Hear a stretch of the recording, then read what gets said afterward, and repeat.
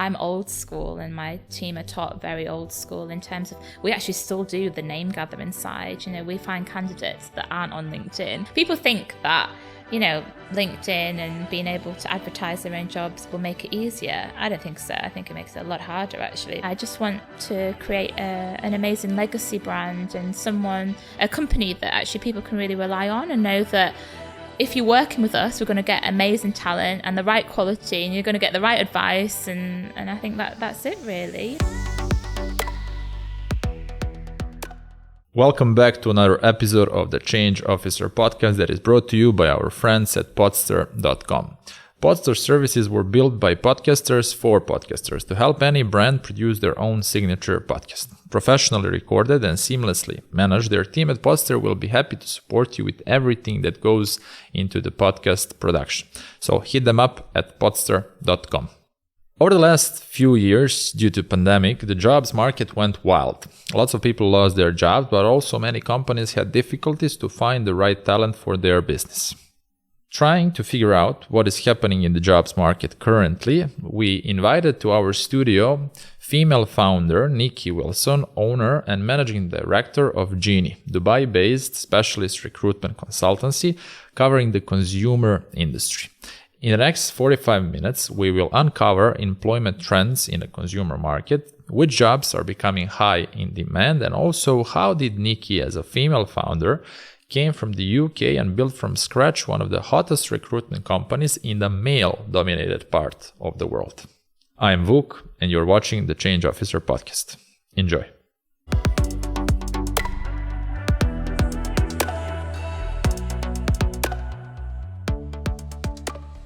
Welcome to the Change Officer, Nicki. Thanks for having me.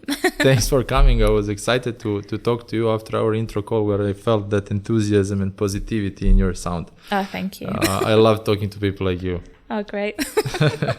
So, you are a self-made woman entrepreneur, successful one in the man-dominated part of the world. Yeah. How does that feel? No, it's good. I mean, I don't know many other female recruiter bosses out there, especially in the UAE, but I mean, it works for us. We're all female.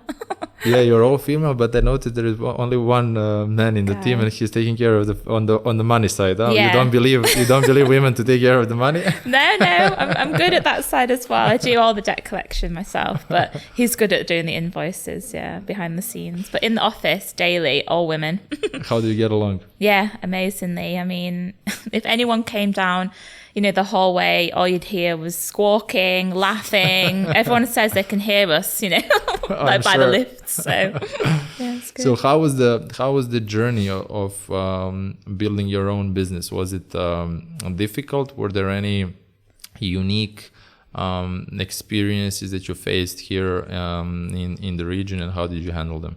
I mean, so in my vision, I always knew that I'd have my own business, especially from the beginning. And when it came to the recruitment side of things, so obviously I was an employee and I learned the trade of recruitment then, but I always had this kind of inner entrepreneur, I guess. So yeah, I worked really hard to make sure that I was an expert and known as an expert. And from that, I just knew that I'd be able to start a business. It was no problem. But I think that the push was, I did work for a company that hadn't paid me for 5 months. And I think that is a very typical beginning for many entrepreneurs, whether that is someone that has slighted you in business or, it's not worked out the way that you wanted, but then it actually pushed you to your destiny or the path that you were meant to go on to.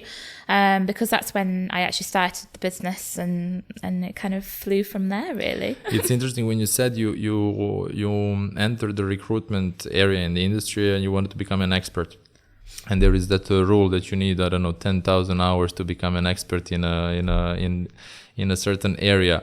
Was recruitment something that you always dreamed about, and then you become a recruiter, and then you said, okay, I'm going to become the best recruiter in town now or in the world, and then this is like, did you have this path in front of you that you knew was going to happen? Did you plan it out, or did things happen by chance? Yeah, I think with most recruiters, they'll say that they fell into recruitment. And I think that I definitely fell into recruitment, but there was a little bit of strategy behind it. There was a little bit as to, why I went into that field. Because actually all I knew from a very young age was that I wanted to be my own boss. I didn't know in what. So this is what you knew at the early days of your career. Yeah. As long as I remember, that's all I wanted to be, my own boss, because that's all I knew. I didn't know anything else. Why is that? Like, why your own boss? So both my parents ran businesses growing up. So my dad was involved with every business you can ever think of. I mean, name it, he was part of it. He had a taxi rank, restaurants, clubs, a chalet park, oh God, anything, factories, fashion lines. He was furniture shops, I think, and things. And one more, circus, right? There was this.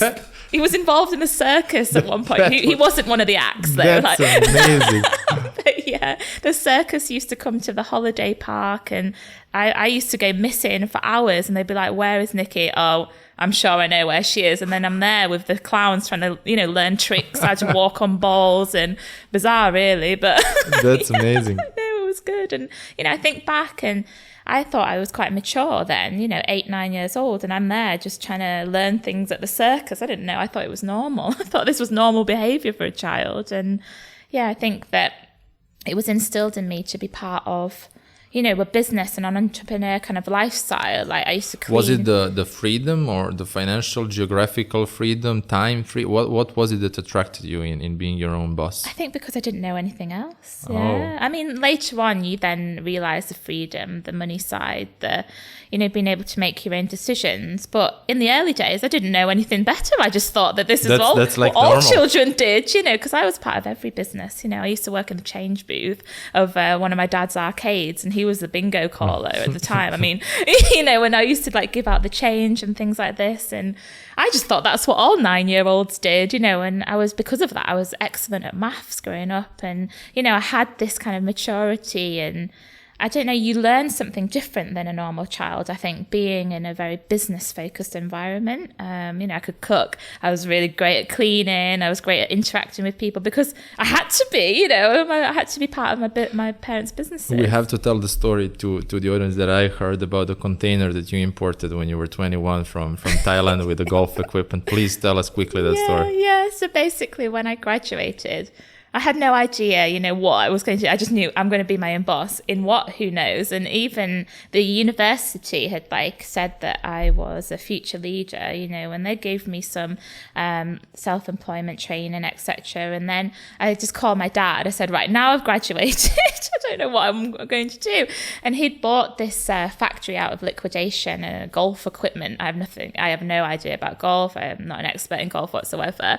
And I was like, cool, right? What can we do next?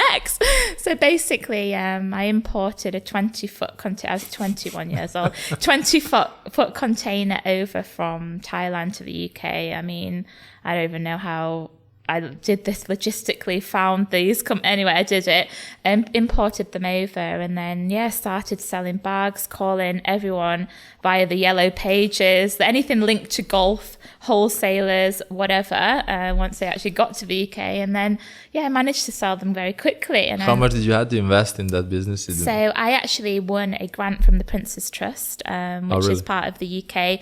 It's part of the Sovereign Fund of Prince Charles. And, you really have to pitch for this kind of business. And back then, no one really knew about funding and everything that's kind of... And you had to pitch importing of a container with golf equipment to UK. I'm 21 years old, have no idea about golf, but I need this £5,000 to basically do this import. Anyway, it was granted. So, I spent all that money to get everything over, and then I just started selling and made my first, it was about £42,000. I'm there thinking, brilliant. This is a good return on investment. Yeah, exactly. I thought, great, what do we do now? So I then went traveling, as most 21-year-olds would do with lots of money.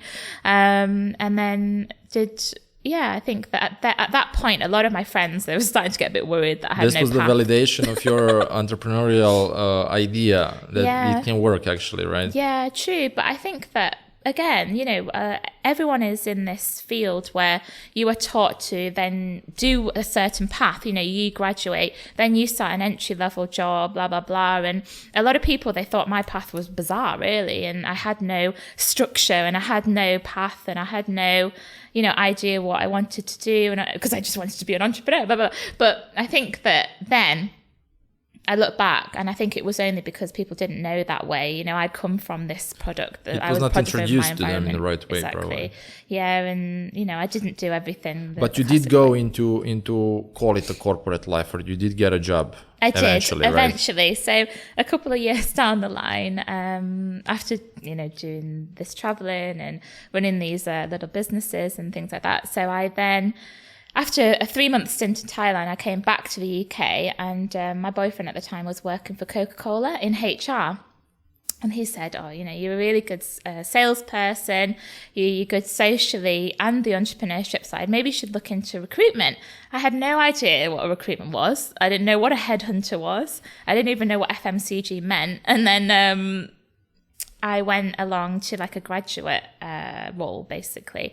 And I pitched to them basically my business plan. It was effectively my business plan. This is what I've done, it's a little bit crazy, blah, blah, blah. And I got hired. They said that my presentation was the best they'd ever seen, in terms better than any C-level presentation they'd ever seen. Wow. I know, and I was hired. And I was hired straight into a recruitment consultant job as well. So this was your first experience with the recruitment when you were introduced to the industry, right? Basically, yeah. Did you call back that old boyfriend to tell him now thank you after 10 years now and oh yeah successful? I mean he's still tracking what I do, I'm sure. Yeah, I'm sure. He probably wants he's some going kind to ask for a fee. I think so. He wants some kind of fee going on, I'm sure. That's amazing. All right, so that was your first kind of introduction when you entered the industry. You've been you switched a couple of companies, ended up in the Middle East eventually in 2013, right? Yeah. So and then you've been around for the previous 8 years? 8 years, yeah. I've been in the Middle East. And eventually started your own company. Yeah. So I moved over to the region again a bit on a whim. When they say that everything happens for a reason, and you do eventually go to your true calling and all these kind of things. So I had been headhunted a lot in the UK, in Australia, Hong Kong, Dubai, and I was just like, no, because I loved my business. I loved the business that I worked for, and I loved all my clients as well. So I was like, I'm not going to leave anyone, I'm going to carry on. So we eventually ended up on holiday by chance, actually, in Dubai. And I kind of mentioned yesterday. As it usually happens with everyone who moved to Dubai, right? Yeah, exactly. You come on holiday, you don't really know what to expect, and then you're like, wow, I mean, we did stay in Dera at the time, and it was like cheapest, darkest Dera in a really cheap hotel because I got some deal. But I mean, the other side, the glitzy side, we really enjoyed it. And my friend said, haven't you been headhunted for loads of jobs? And I said, yeah, let me explore, but they probably won't be interested anymore. Anyway, 6 weeks later, I had a job. I had an apartment for 2 months, and I was here. So that was really good. But the first company that I worked for, they tried to get me to do telecoms recruitment, oil and gas. I have no idea about these industries whatsoever. So I just thought this is not really for me. And I did a few placements with some FMCG companies, but then I quickly moved on, actually. Now when you look at your journey, and there is a lot of discussion when you talk about entrepreneurship, there are two paths. Entrepreneurs, like, they were born like that. That's all they ever did. That's me, for example. I never had a job. I started with my business, and that's it. And then there is another path. You go work, you become an expert, you learn from others, and then you start your own business. Yeah. That was the path that you took. And over those years, switching those companies and different companies, different industries, probably helped you a lot to, get experience, mature, learn skills as a recruiter, so that you are set for success when you start your own company. Yeah, for sure. When you reflect now on that journey, How do you feel about it? Yeah, no, really good. I mean, I think the reason why I was successful in recruitment was because, first of all, my director in the UK, that he really believed, I think, that I had something, you know, even though I came in with no skills, basically, you know, in terms of recruitment. But I'm assuming you had extremely developed social skills. Social skills, very good. Soft skills, yeah. Yeah, and I was brave as well. You know, I'd get on the phone and I'd do anything to learn the trade, you know, and I kind of walked in the first day and said, I'm going to become an expert in whatever. So literally for 6 months, I remember I didn't take a lunch break, and I just worked and called and did anything. Yeah. Cold calling, speaking to anyone, and really focusing though on the companies that I like working with, beauty, toys, these kind of areas were my initial you know, kind of go to. And then following that, I did quite a lot with startups because I really, really enjoyed working with startups. Maybe because I understood them. You know, I understood them because the dynamics, yeah. The dynamics and the, you know, having to be hands-on because I'd seen it. I'd seen it with all my you know, my parents' companies and everything, you know. So yeah, it was good in that side of things. And then when I moved over, obviously I worked for that company that I didn't really enjoy. And then I moved quickly to a company that had nothing, basically, no reputation out here. They had just opened an office. They had no clients, no database, no nothing. So that was good because obviously from the UK training, I was very good at cold calling and getting past gatekeepers and things like that, which is a bit of a knack. You know, you were taught that you're going to get probably about 10 no's before even anyone engages in a phone call with you in the UK. Whereas over here, I was cold calling and everyone was like, oh, brilliant. Yes. Oh, this is different. So, you know, I'd spend most days just understanding the market, mapping out the market, really kind of generating business. And initially it was in FMCG. But then after that, I realized there was a bit of a crossover with retail because obviously there's not as many consumer companies in FMCG out here as there is in the UK. There's a lot, you know, in terms of to go out, and there's a lot of competition as well in recruitment, whereas over here there was a little bit of a crossover. So that's when I started expanding to retail, and eventually we started picking up a couple of restaurant clients as well. What did you learn, and what are some core values that you picked up over those years working for different companies that you incorporated in Genie now that you believe are that success formula in recruitment? I think that I was really big on team collaboration. And again, most recruiters are very like this, you know, they focus on their own numbers. Whereas me, I was like, oh, can I help you? Can I help you? This candidate's good, you know, and I didn't expect anything back. Now imagine if you're an employee like that, where you're trying to help everyone, you're not really getting the recognition, and, you know, it would never really reflect in my numbers, but I knew what I did. I knew what I was doing for everyone, and I enjoyed it. Like, I like helping others, and I think that now works perfectly because I'm helping all my team. You know, if they are struggling with a job, who is it that's working behind the scenes? It's me, you know, and that's been really helpful in terms of why we get a really strong hit rate with, you know, with getting the right talent. We don't give up. What is the hit rate in the recruitment business? It's pretty high. I mean, when you say hit rate, what does it mean? Oh, sorry. So getting the correct candidates for the jobs. All right. Yeah. So, you know, the structure really is that each account manager will have the client relationship, but actually there is a lot going on behind the scenes. You know, it's not just that particular consultant that is working on the job. Actually, what's happening is, you know, you've got about 6-7 people work, all, you know, eyes on the prize kind of thing, making sure that the right talent is being hired, you know, for the job. And I think that's a little bit of a different structure when it comes to recruitment. What has changed in the recruitment business since you started? It was around 10 years ago, and now, and we've been through a very, you know, difficult periods over those 10 years. Yeah, so in the early days, LinkedIn wasn't really a thing, and you know, you had to call and name gather. You know, basically, we'd have these lists from trade shows, and we'd upload them on the database. You know, because we were excited that we had names of people and their numbers, and you know, that's how we that's how we found candidates. It wasn't like as easy as now. It's easy for them. You should type in their name, right? HR, you know, it's very easy. Just look for the individual, and you can message them straight away. But before, you would have to even call switchboard and try and navigate, the brand manager for, Kit Kat, like, what is their name kind of thing, and you try and like work out all the different people that way. And then it was much, much tougher, actually. You had to be more creative, I guess, to find it. But that made less companies actually succeed. So the ones who managed to succeed, they had a bigger market for themselves. Now almost anyone seems to be able to start a recruiting business. Yes. You get a client and you start searching for people on LinkedIn, right? Yeah, exactly. But I'm old school, and my team are taught very old school in terms of, we actually still do the name gathering side. We find candidates that aren't on LinkedIn. We have them via referral. We'll call on switchboard and we're like, this head chef that I had a really nice dinner at the weekend, and I just want to compliment the chef on TripAdvisor. These are these kind of things that are a little bit creative and different. But in the early days, it was very difficult. But I think people appreciate when someone finds that way to reach them, other than, like, I've been receiving like numerous cold calls daily. Yes. Like the worst kind of cold calls, that you sense on the first hello, you feel what's going on.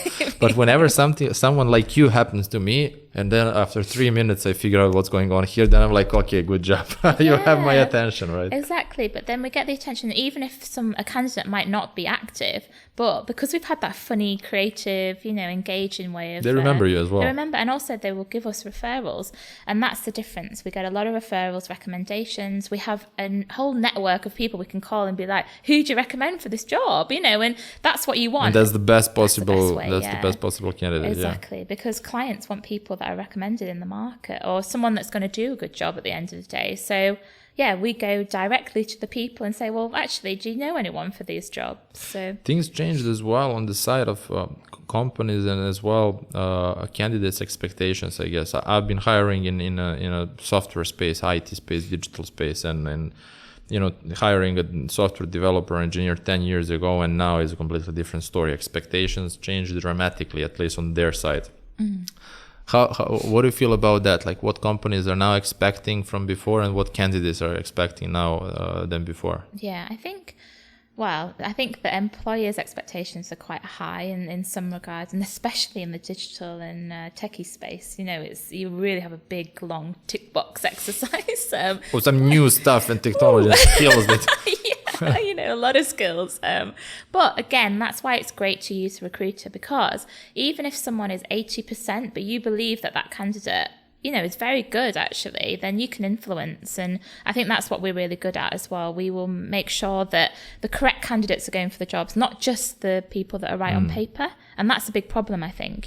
Being right on paper isn't necessarily the right person for, the culture of a business, the personality of a business. Probably rarely that's the case. Rarely that's the case. And I think that is something that employers need a little bit of help with, especially with recruiters that understand the candidates, understand the market, and are able to give that advice. And what I really like, actually, is when clients ask me for advice. I get asked a lot, and even if it's not particularly for a job that I'm hiring, I have a lot of CEOs that will just call me and be like, I need some advice on this, and that's because they know that I know. But you need to build that trust, right? So they're keen to ask you for advice.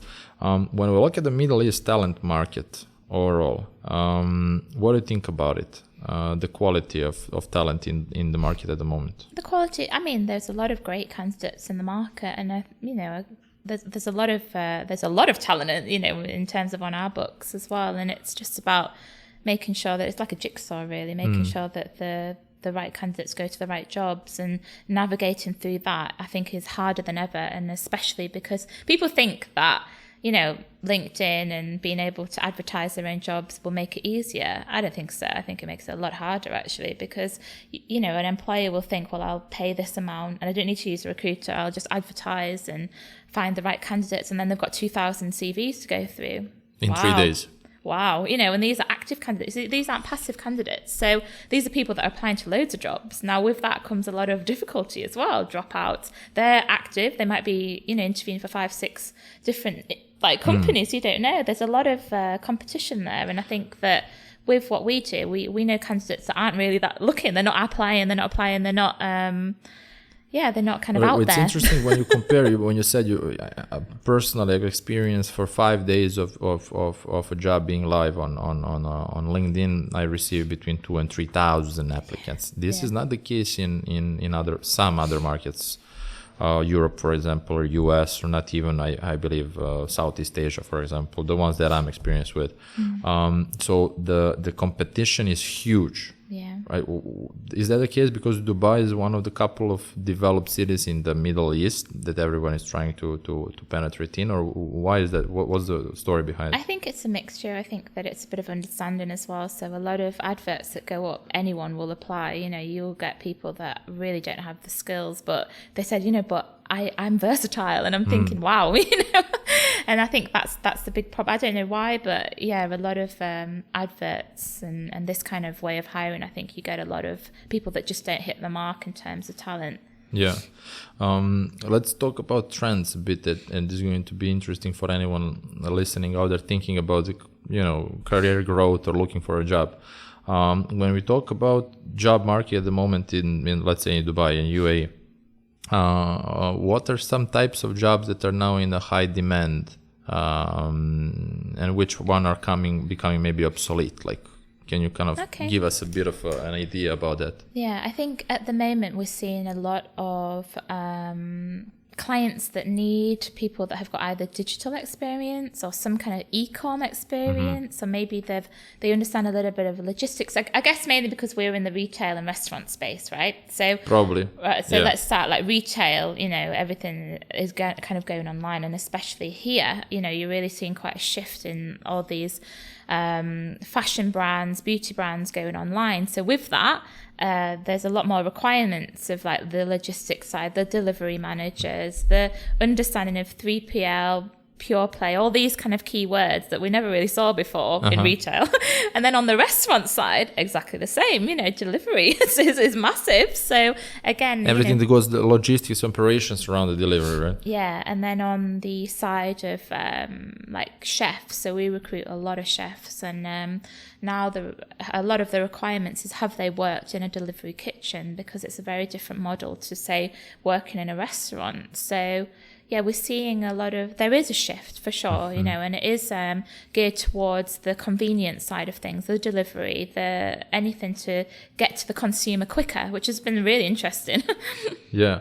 Are there any particular specific skills that have been required for, or some recommendations from your side on for the next 5 years? What are the skills that will be highly demanded by employers? Okay. I mean, some of the skills I think that we get asked a lot are Excel. I mean, a lot of people I think now as well. So say the past 10 years, everything has become automated. So then it's almost like backtracking. Actually, a lot of clients want people that can do Excel, and can actually do some of the maths themselves. And I would say that for retail, anyone to become an expert in Excel, basically. I think that's really good. Anything in terms of the digital side, I think that, digital when it comes to advertising, or when it comes to social media? Social media is a big one. And that was one of the jobs that came back quicker than anything else, I think. Social media, digital marketing, and actually the difference between them has been quite interesting for me to understand, because obviously my background is recruiting quite classical retailers, restaurateurs, restaurant candidates, FMCG, but now we're going more digital, like we're digital marketing managers as opposed to a social media manager, and then, everything in between, because it can really be, the difference between everyone within those marketing spaces. So clients come to us saying, I need a marketing manager, and I'm like, right, which part of marketing? Exactly. What exactly do you need? Explain to me. So then this is where, again, the recruiter understands more, because we ask the right question, like, so which part? And then it'll come down to actually it's not a marketing manager, it's actually a social media manager, or it's actually someone that's digital performance, which is completely different to say a marketing manager in an FMCG company. They don't know this other side, or they're still learning the other side. So yeah, it's quite interesting.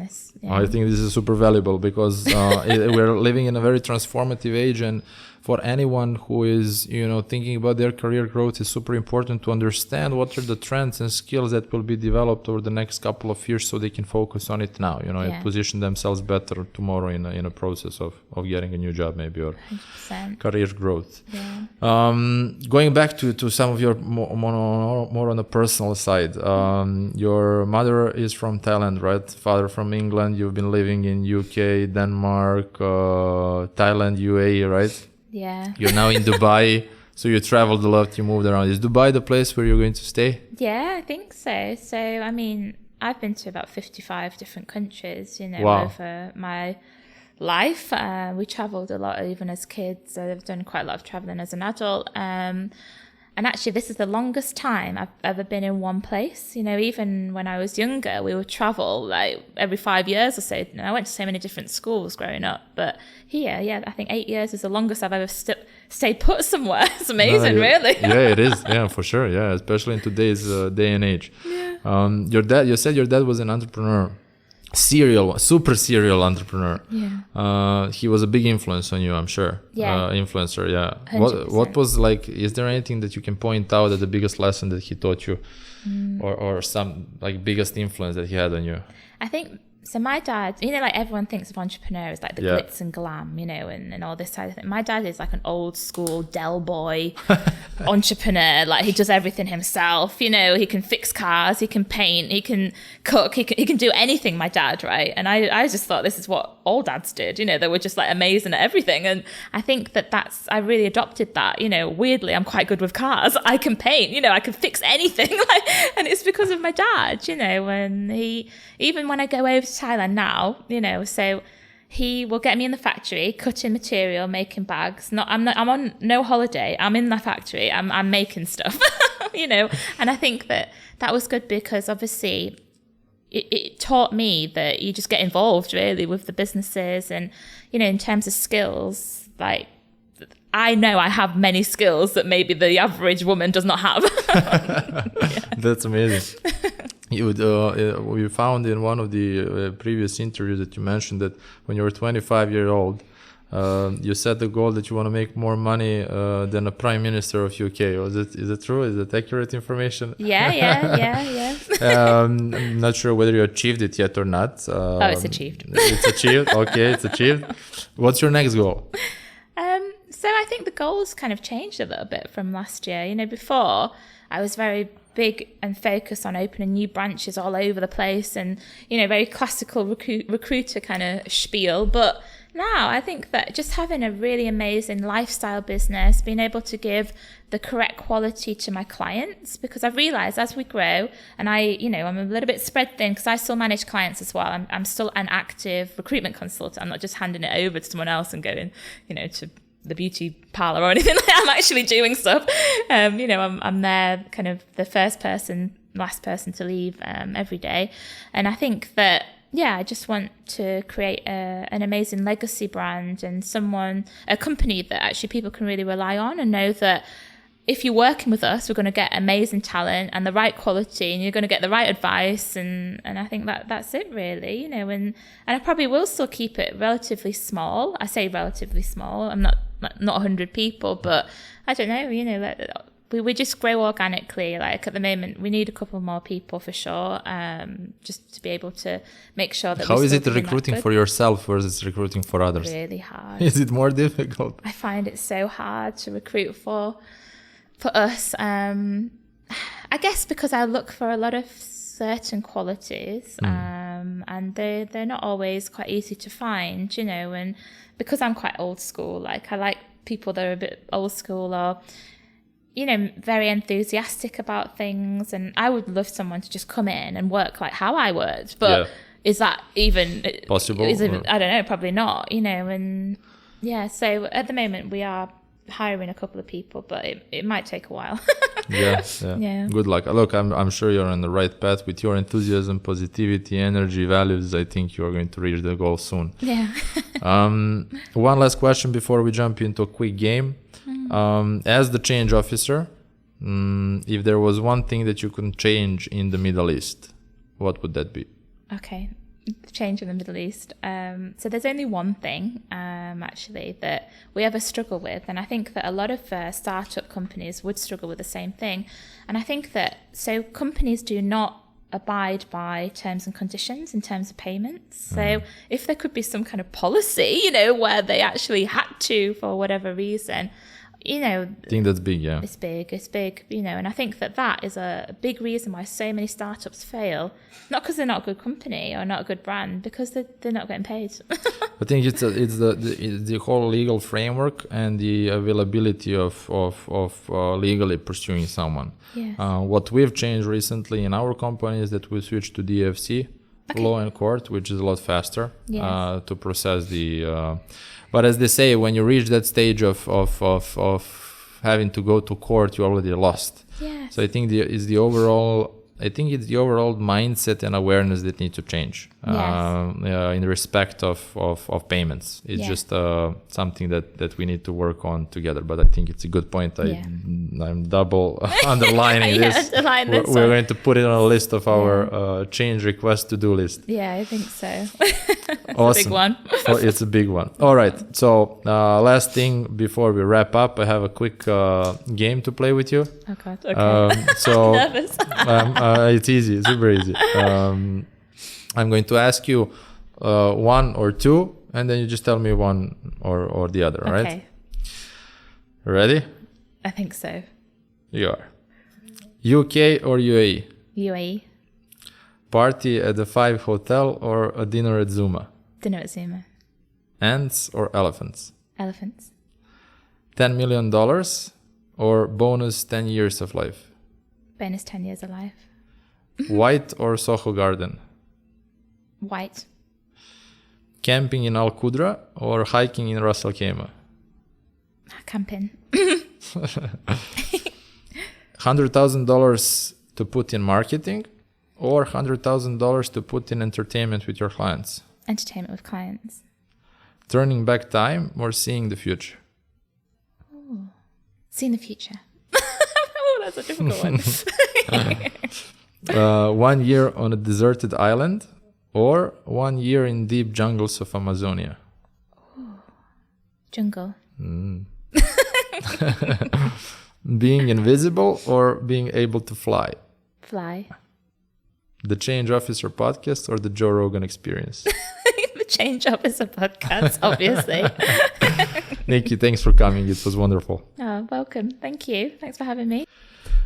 Guys, thanks for staying until the end of this amazing episode. I hope that you picked up some good tips from Nicki. I enjoyed the conversation thoroughly. I learned a lot.